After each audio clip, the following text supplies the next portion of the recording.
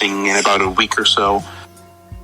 He had stated that this one that he finished on his own, that we're going to see next week, it ends on a pretty huge cliffhanger, because he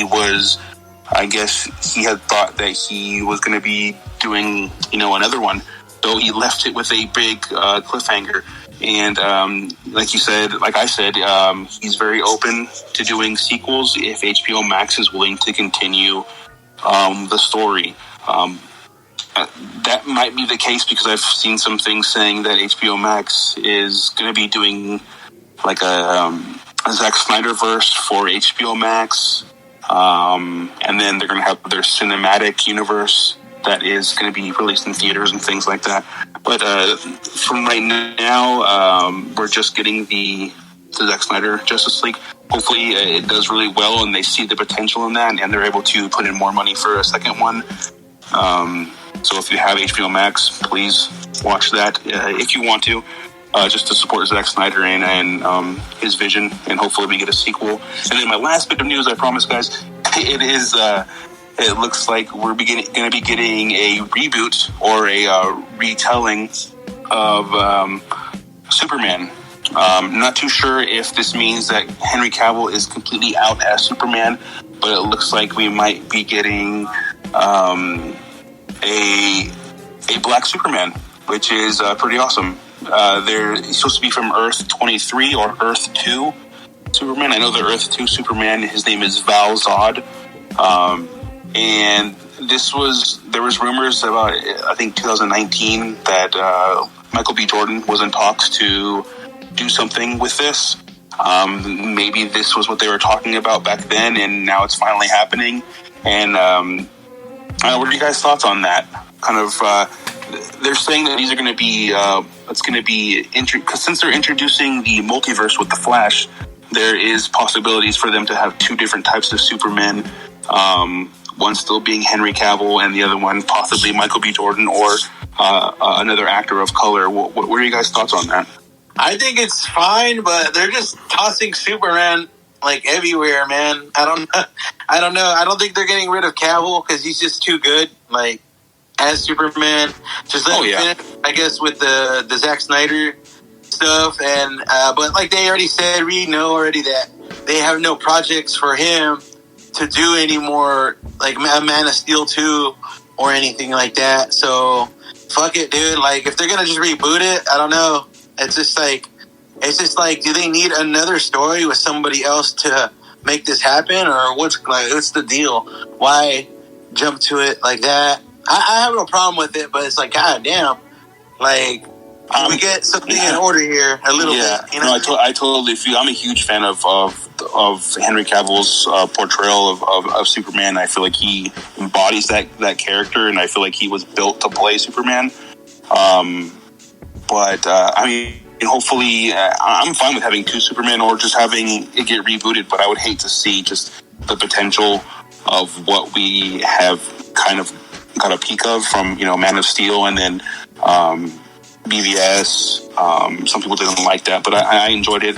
I'm just excited. I would love to see more of him as Superman, but then again, I welcome a new Superman as well, because DC. I'm all about DC for the most part. So, yeah. Yeah. What about you, Wes? Excited or confused? No, I feel like a lot of people are getting upset over it, and I think because J.J. Abrams is behind it, I have faith in whatever they have cooking up potentially, and I think it's pretty exciting. You know what I mean? And there's a lot of room for growth, and so and see what they have in store. You know what I mean? Yeah. And that was my last bit of news. Very good, man. I just got something simple. I had nothing. I couldn't get much research, but today, or I don't know if it was today, but Chadwick Boseman basically got Golden Globe as Best Actor, dude. And I think it's good for him, dude. And R.I.P., dude. And I miss that guy, So that's all I have for my news, and I'll drop it on Wes now. I actually didn't have much either. There wasn't much besides what James brought up. Yeah, James hogged it all, so you know. Yeah, I just wanted to talk about District 9, but we already covered that.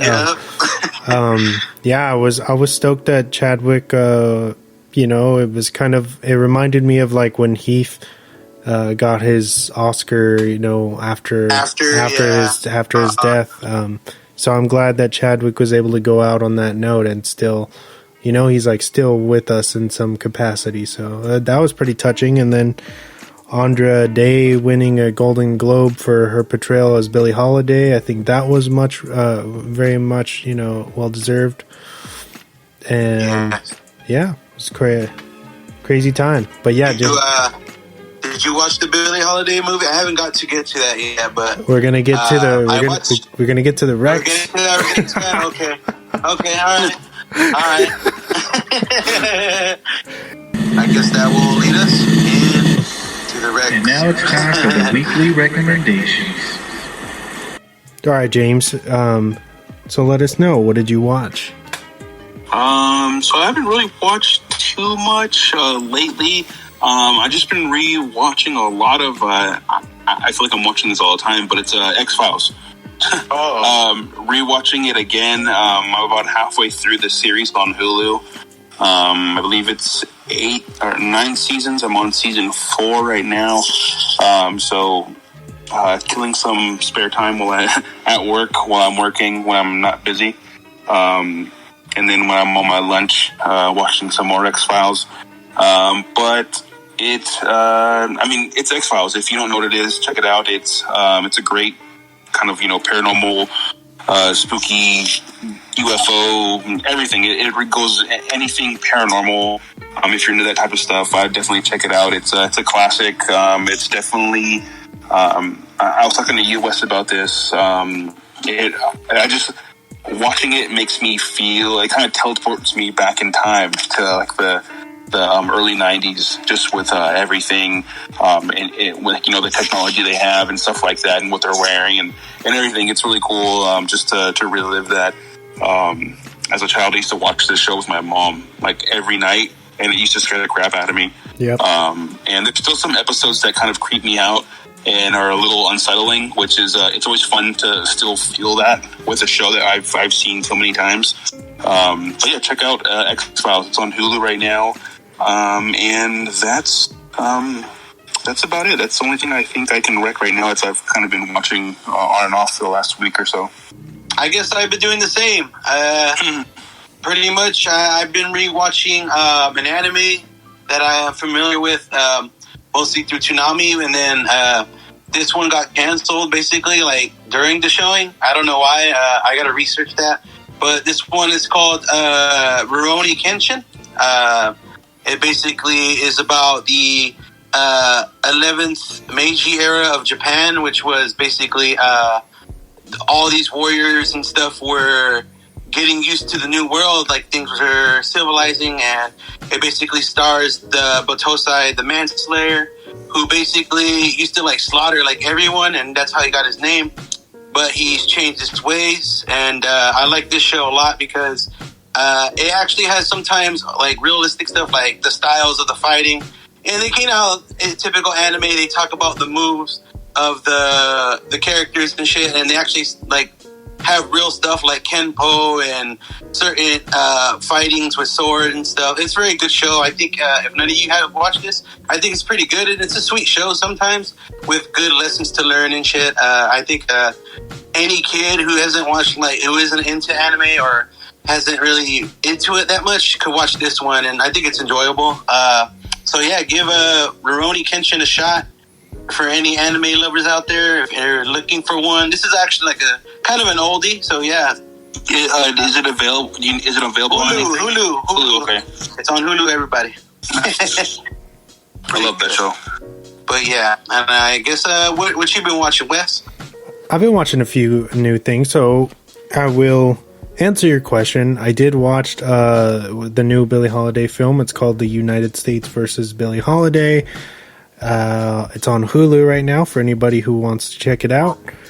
it's a very divisive film. Some people love it, some people hate it. I think it's got a 55 on Rotten right now. I'm in the latter. I thought it's pretty entertaining. It runs over 2 hours, so it does feel like an epic film. Although her life was very tragic and sad, so maybe you'd want to be in the mood for something like that, or kind of dip your feet. Go ahead. No, I was going to say, I love Billy, dude. I have to watch it, you know what I mean? So yeah. No, she and Andra Day, who actually hails from San Diego, California, so she's a native, like one of us. Oh, nice. And pretty amazing. She does a beautiful job. It's pretty uncanny, actually. I was pretty mesmerized by just her performance alone, as well as everyone else. Very, very good. I thought the film, I thought it was very well done, and like as heartbreaking as a story as it is, it was very entertaining, and I think very worthy of Miss Holiday. So R.I.P. to her spirit, and everybody go watch this film if you haven't already. Very, very good stuff. The United States versus Billie Holiday. And then my next one, which is on Apple TV Plus, I believe. It's called Billie Eilish, The World's a Little Blurry. And it's the brand new documentary about the making of her first album, which won her a shit ton of Grammys. And... kind of goes into the psyche of Eilish, and you learn a lot, you know what I mean? Granted that you care, but it's very, very interesting stuff. I love documentaries, whether I'm into them or not, you know what I mean? I'll usually give stuff a try because gives you another perspective on somebody, whether it's like somebody in the film industry or in the music industry or what have you. Very interesting stuff, and this is very, very good as well. It's called The World's a Little Blurry on Apple TV Plus. And then, speaking of depressing stuff, I've also been following on HBO Max the new documentary miniseries Alan V. Faro, which pretty much documents the insane relationship between director Woody Allen and actress Mia Farrow from Rosemary's Baby. And I don't know if you guys know about this, but it's pretty... the story, I don't want to, maybe you should just watch it, but it's pretty disturbing, pretty gross. Yeah. Should come with probably a trigger warning. But it is very fascinating in the way that true crime shows are fascinating. You know what I mean? But like I said, go into that with a warning from me if you're going to check it out and you haven't seen it yet. Alan V. Faro. Every Sunday from now on until it's done. So pretty interesting stuff there, and that's all my recs for this week. Those. Thanks. 5, 4, 3, 2, 1. And now for the movie focus of the week. All right. So we're talking about Sweet Virginia this week, courtesy of our own James Wani. It's rated R. It's from 2017, if you can believe that. It's a thriller. Drama, runs at 1 hour and 33 minutes, and it's got a smooth 79 on Rotten. It's written by the China brothers, directed by Jamie M. Dagg, starring Odessa Young, Jared Abrahamson, Christopher Abbott, Imogen Potes, and John Bernthal. The film takes place in a quiet Alaskan town which is suddenly rocked by a triple homicide. Produced by IFC Films, this indie darling neo-western gem really manages to create an incredible sense of dread and atmosphere with its dreamy and intense cinematography by one Jessica Lee Gagne. And the core performances are nothing short of incredible. Most notably, our villain, a vicious hitman known as Elwood, played by the always impressive Chris Abbott, is forced to stay in